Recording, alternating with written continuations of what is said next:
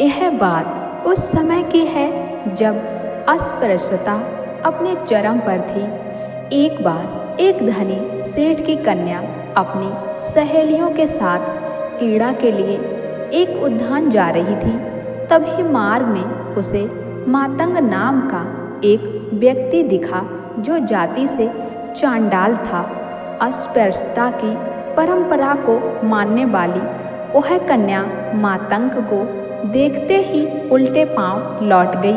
उस कन्या के वापस लौटने से उसकी सहेलियां और दासियां बहुत क्रुद्ध हुईं और उन्होंने मातंग की खूब पिटाई की। मार खाकर मातंग सड़क पर ही गिर पड़ा।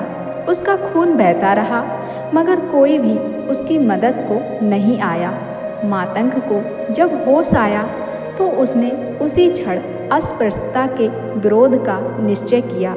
वह उस कन्या के घर के सामने पहुंचा और जहां वह भूख हड़ताल पर बैठ गया। 7 दिनों तक उसने ना तो कुछ खाया और ना ही पिया।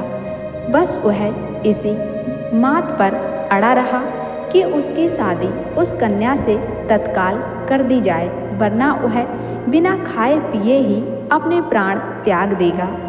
7 दिनों बाद मातंग मरणासन हो गया। तब उस कन्या के पिता को यह भय हुआ कि अगर मातंग वहाँ मरेगा तो उसके मृत शरीर को कौन हाथ लगाएगा, वहाँ से कैसे हटाएगा। अतः उस भय के कारण पिता ने अपनी ही कन्या को जबरदस्ती मातंग के पास ढकेल अपना दरवाज़ा बंद कर लिया। मातंग ने तब अपनी हड़ताल तोड़ी और उस कन्या के साथ विवाह रचाया।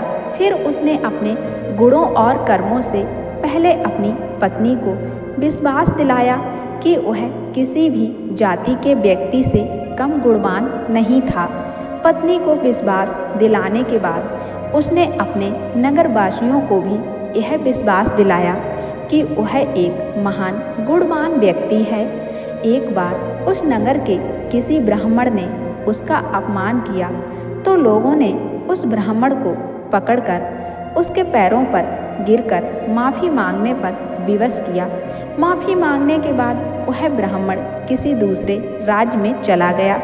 संयोग से मातंग भी एक बार उसी राज्य में पहुंचा जहां उस ब्राह्मण ने शरण ली थी। मातंग को देखकर वह ब्राह्मण ने उस देश के राजा के कान भरने शुरू कर दिए। उसने राजा को बताया कि मातंग एक खतरनाक जादूगर था जो उसके राज्य का नाश कर देगा। तब राजा ने अपने सिपाहियों को बुलाकर तुरंत ही मातंग का वध करने की आज्ञा दे दी। ब्राह्मण के षड्यंत्र से अनभिज्ञ मातंग जब भोजन कर रहा था तभी सिपाहियों ने अचानक उस पर हमला बोला और उसकी जान ले ली। मातंग के संहार से प्रकृति बहुत कुपित हुई। कहा जाता है उसी समय आसमान से अंगारों की वृष्टि हुई जिससे वह देश पूरी तरह से जलकर ध्वस्त हो गया।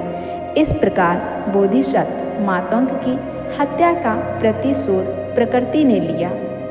दोस्तों, कहानी पसंद आई हो तो वीडियो को लाइक शेयर ज़रूर कर देना और साथ ही मेरे चैनल को सब्सक्राइब भी ज़रूर कर लेना, जो ऐसी ही प्रेरणादायक कहानी आपको मिलती रहे।